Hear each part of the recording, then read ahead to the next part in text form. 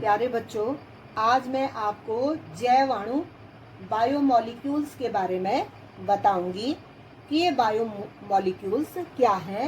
जैव अणु आपका बहुत इम्पोर्टेंट चैप्टर है। बायोकेमिस्ट्री, केमिस्ट्री और बायोलॉजी का कॉम्बिनेशन है इस चैप्टर में।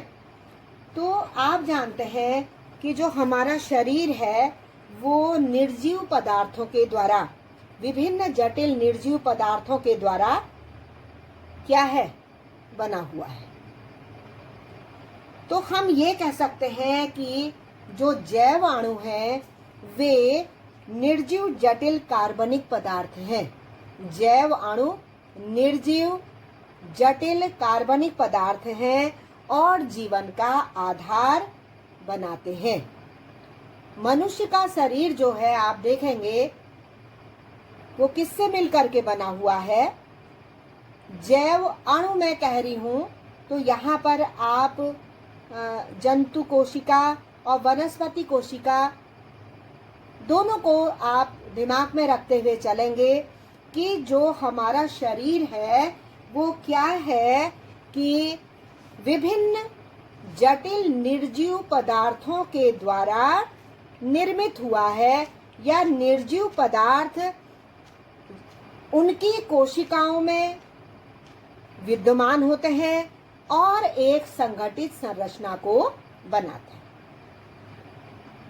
तो बच्चों आप ये कहेंगे कि कार्बोहाइड्रेट्स, प्रोटीन्स, वसा जिसे मैं लिपिड भी कहूंगी, और न्यूक्लिक अम्ल आदि इस प्रकार के महत्वपूर्ण कार्बनिक पदार्थ हैं जो कि हमारे जीवन का आधार है, जिनसे हमारा क्या बना हुआ है, जीवन बना हुआ है, या जीवित तंत्र में होने वाली विभिन्न रासायनिक अभिक्रियाओं से ये संबंधित होते हैं। चाहे हमारा शरीर है, जंतुओं का या वनस्पतियों का, तो वहां पर कार्बोहाइड्रेट है या ये निर्जीव जटिल कार्बनिक पदार्थ हैं, ये रासायनिक अभिक्रियाओं को करने के लिए पूर्णतः उत्तरदायी होते हैं। तो जैव अणु वे निर्जीव जटिल कार्बनिक पदार्थ हैं जो जीवन का आधार बनाते हैं। यही परिभाषा आई तथा जीवित प्राणियों की वृद्धि एवं पोषण के प्रति उत्तरदायी होते हैं। जीवित प्राणियों की वृद्धि एवं पोषण के प्रति क्या होते हैं, ये उत्तरदायी होते हैं। तो आपको मैं बता रही हूं यहाँ पर जो जीवित प्राणी है, ये आप जीवित प्राणी है तो आप जाएंगे उसके अंग में, अंग से आप जाएंगे ऊतक में, ये जीवित प्राणी है। मैं इस प्रकार से अंत में आपको मैं बताऊंगी कोशिकाएं, ऊतक के बाद कोशिकाएं, और कोशिकाओं के बाद क्या आएगा आपका जैव अणु जो कि जीवन का आधार है। तो इस प्रकार से एक श्रृंखला होती है। तो आप देखेंगे जो जीवित प्राणी है, जीवित प्राणी में अंग पाए जाते हैं। अंग जो होते हैं वो ऊतक से बनते हैं, ऊतक कोशिकाओं से बनते हैं। ऊतक किनको कहते हैं, कोशिकाओं का जो समूह होता है उन्हें ऊतक कहते हैं। और कोशिकाएं जो कैसे बनेंगी, कोशिकाएं बनेंगी जैव अणुओं से। तो ये एक क्रम है, आप इसको याद कर लीजिए। अब इसके बाद आज मैं आपको बता रही हूँ कार्बोहाइड्रेट के बारे में। जो ये मेन है कार्बोहाइड्रेट, इसके बारे में मैं आपको बता रही हूँ कि कार्बोहाइड्रेट कितने प्रकार से हम कार्बोहाइड्रेट का वर्गीकरण कर सकते हैं। पहला प्रकार जो है जल अपघटन के आधार पर, बहुत इंपॉर्टेंट है। दूसरा स्वाद के आधार पर, और तीसरा है अपचयन व्यवहार के आधार पर। 3 प्रकार मैं आपको बता रही हूँ, जल अपघटन के आधार पर, और दूसरा स्वाद के आधार पर, और तीसरा अपचयन व्यवहार के आधार पर। तो अब सबसे पहले आता है आपका कार्बोहाइड्रेट जल अपघटन के आधार पर। जल अपघटन के आधार पर, के आधार पर, जल अपघटन के आधार पर आप ये करिए। तो पहला जो है जल अपघटन के आधार पर मोनोसैकेराइड। तो जो ये मोनोसैकेराइड है, ये क्या है? मोनोसैकेराइड कार्बोहाइड्रेट का ये पहला प्रकार है मोनोसैकेराइड। तो मोनोसैकेराइड ये क्या है? ये कौन सी इकाइयां हैं मोनोसैकेराइड? जैसे कि ग्लूकोज, फ्रुक्टोज और ग्लैक्टोज, ये मोनोसैकेराइड इकाइयां हैं। तो यहाँ पर बच्चों आपको ग्लूकोज का सूत्र है आप C6H12O6, ऐसे ही आप फ्रक्टोज का C6H12O6, और ऐसे ही जो ग्लूकोज है उसका भी C6H12O6। ये मोनोसैकेराइड इकाइयां हैं। तो मोनोसैकेराइड इकाइयां, मोनो माने एकल इकाइयां हैं कार्बोहाइड्रेट की। तो पहला इसमें ग्लूकोज, फ्रुक्टोज और ग्लैक्टोज ये इसमें आते हैं, और इनका जो रासायनिक सूत्र वो ये है। तो पहला हो गया मोनोसैकेराइड। अब दूसरा उसमें आता है ओलिगोसैकेराइड। तो इसमें एक और मैं आपको बता रही हूँ मोनोसैकेराइड में, C6H12O5, इसको हम कह देते हैं राइबोज है। मोनोसैकेराइड इकाई है और ये राइबोज है। अब आता है आपके पास ओलिगोसैकेराइड। तो ओलिगोसैकेराइड में आप देखिए, ओलिगोसैकेराइड ये क्या है? तो ओलिगोसैकेराइड भी ये कितने प्रकार से हैं आपके पास? डाइसैकेराइड, ट्राइसैकेराइड और टेट्रासैकेराइड। तो सबसे पहले तो आप ये देखिए कि जो कार्बोहाइड्रेट है वो हमारे जीवन का मुख्य आधार है। आपको बहुत एनर्जी देता है ये पदार्थ। आप पढ़ते हैं कि भोजन में कौन कौन से तत्व पाए जाते हैं। तो आप देखते हैं क्या क्या पाए जाते हैं। तो उसमें आपको एक कार्बोहाइड्रेट भी आपने छोटी क्लासेस में पढ़ा होगा। तो ये जीवन का आधार बनाते हैं, और ये क्या करते हैं? कार्बोहाइड्रेट ऊर्जा प्रदान करते हैं, और इनसे जीवन का निर्वाह होता है। अगर हम एक दिन चावल रोटी न खाएं तो हमें किस प्रकार का फील होता है, ये हर कोई बता सकता है। तो एनर्जी का संचय होता है। मजदूर वर्ग कार्बोहाइड्रेट युक्त खाना अधिक लेते हैं, जिससे कि वो अधिक से अधिक कार्य को कर सके। और आपने देखा होगा कि जो दैनिक जीवन का जो हमारा चावल रोटी, इनमें जो गेहूं, चावल और जो कुछ मीठे पदार्थ हैं, इनमें कार्बोहाइड्रेट पाया जाता है।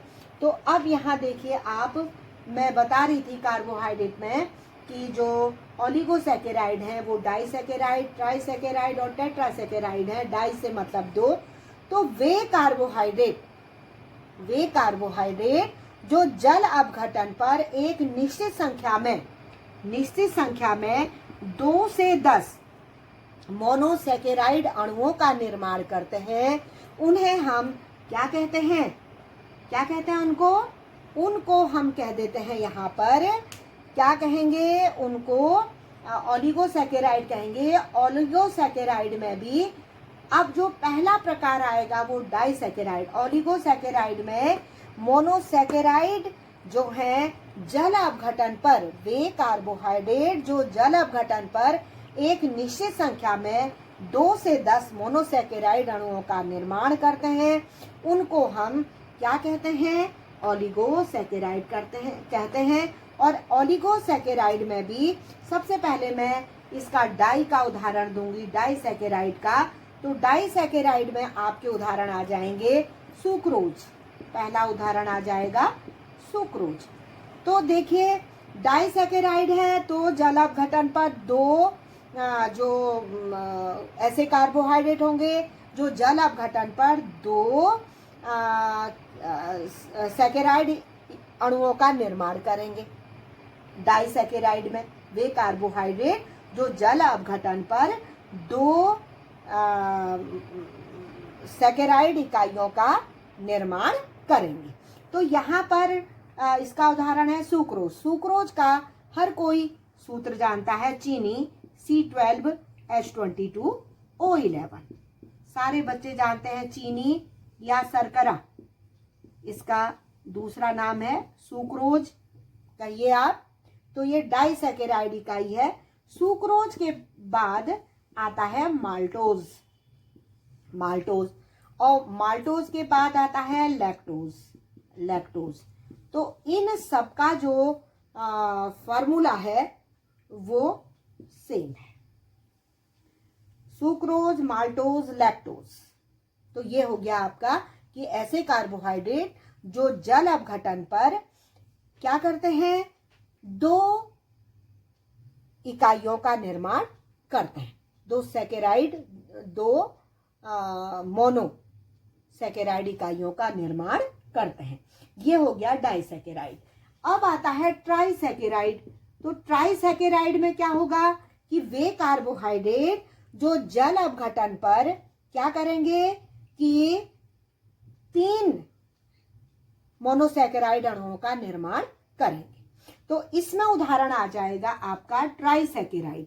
ट्राई में तो यहां पर आ जाएगा उदाहरण आपका रेफिनोज, रेफिनोज।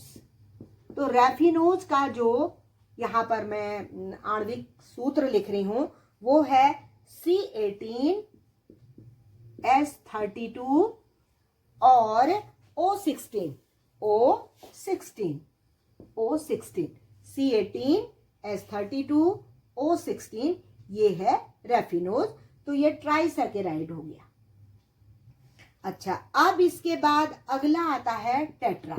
वे कार्बोहाइड्रेट जो जल अपघटन पर क्या करते हैं कि 4 मोनोसैकेराइड अणुओं का निर्माण करते हैं, उनको टेट्रासैकेराइड कहते हैं। तो टेट्रासैकेराइड में आपको मैं बताऊंगी कि इसका जो फार्मूला है, स्टेकाइरोज नाम है, ये कार्बोहाइड्रेट है स्टेकाइरोज, स्टेकाइरोज, और इसका सूत्र है C24H42 और जो O हो जाएंगे O21, ये स्टेकाइरोज का सूत्र है। अब आता आपके ओलिगोसैकेराइड का ये वर्गीकरण पूरा हुआ, डाई, ट्राई और टेट्रा। अब मैं इसके बाद आती हूं, इसमें ये पूरा हुआ।